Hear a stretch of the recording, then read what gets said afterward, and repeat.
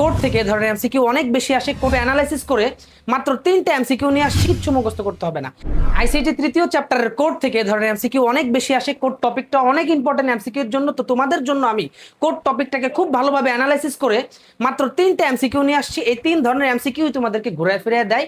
তুমি যদি এই 3 ধরনের এমসিকিউ বুঝতে পারো তাহলে ইনশাল্লাহ কোড থেকে যত ধরনের এমসিকিউ পরীক্ষায় আসে তুমি দিতে পারবে ইনশাল্লাহ, কিচ্ছু মুখস্থ করতে হবে না।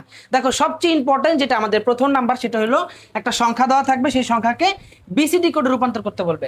একটা সংখ্যা দেওয়া থাকবে, সেই সংখ্যাকে কি করতে হবে? বিসিডি কোডে রূপান্তর করতে হবে। এখন সংখ্যাটার যদি কোনো ব্যাচ না দেওয়া থাকে তাহলে তুমি বুঝবে সেটা দশমিকে আছে। কিসে আছে স্যার? দশমিকে আসবে আছে, এটা কথাটা তুমি মনে রাখবা। যদি ব্যাচ না দেওয়া থাকে তাহলে তুমি কি করবা? এই যে 76 দশমিকে আছে, এটার বিসিডি কোড রূপান্তর করার জন্য, বিসিডি তে রূপান্তর করার জন্য তোমাকে জাস্ট খালি 1 2 4 এই 4টা ডিজিট মনে রাখতে হবে।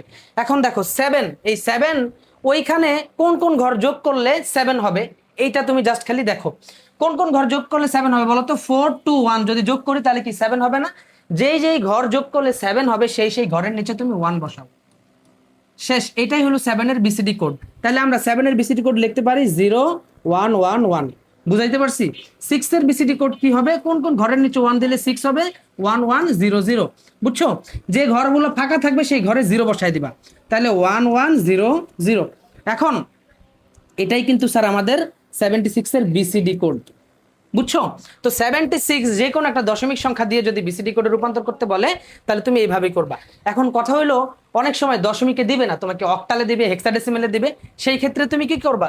ধরো তোমাকে 76ই অক্টালে বলে দিল, অক্টালে আছে, বিসিডি কোড কত জানতে চাইলো, তখন তুমি কি করবা? 76 অক্টাল সংখ্যাটাকে দশমিকে নিবা, নেওয়ার পরে সেইটাকে এই সেম প্রসেসে বিসিডিতে রূপান্তর করবা। বুঝছো? ক্যালকুলেটর দিয়ে করবা অথবা হাতে তুমি অক্টাল থেকে দশমিকে যাবা। আশা করি বুঝতে পারছো। বিসিডি থেকে এই ধরনের প্রশ্নই আসে সব সময়, এর চেয়ে বাইরে কিছু আসে না। আরেকটা জিনিস আছে, বিসিডি কয় বিটের কোড? এটা আসে, বিসিডি হলো 4 বিটের কোড। বিসিডি কয় বিটের কোড? 4 বিটের কোড। আচ্ছা বুঝলাম। এখন দেখো 2 নম্বরের ভিতর কি বলছে? 2 নম্বরের ভিতর হলো আস্কি কোড। মানে আস্কি থেকে এমসিকিউ আসে কিভাবে? তোমাকে একটা ইংরেজি অ্যালফাবেট দিবে, সেই অ্যালফাবেটটাকে বাইনারিতে কত তা জানতে চাবে, দশমিকে কত তা জানতে চাবে। সবচেয়ে বেশি বাইনারি আর দশমিকে জানতে চায়। তো আস্কি কোডের সবচেয়ে সহজ পদ্ধতি হলো দশমিকে মান বের করা। বুঝছো? মানে তোমাকে যদি এন এর আস্কি মান বের করতে বলে দশমিকে, তুমি খুব সহজেই পারবা। এখন বাইনারিতে কিভাবে করবা সেটাও আমি বলে দিব, ঠিক আছে? তো দেখো এন এর আস্কি মান দশমিকে আমরা প্রথমে বের করা শিখবো। তো সেটার জন্য তোমাকে একটা জিনিস মাথায় রাখতে হবে, আস্কি কোডের, আস্কি কয় বিটের কোড স্যার বলো তো? আস্কি কিন্তু 8 বিটের কোড। এখন এইটার ভিতরে মোট 256টা জায়গা আছে। এই জায়গার ভিতরে বিভিন্ন জিনিস যুক্ত করা হয়েছে, তার মধ্যে এ থেকে জেড পর্যন্ত বড় হাতের মানে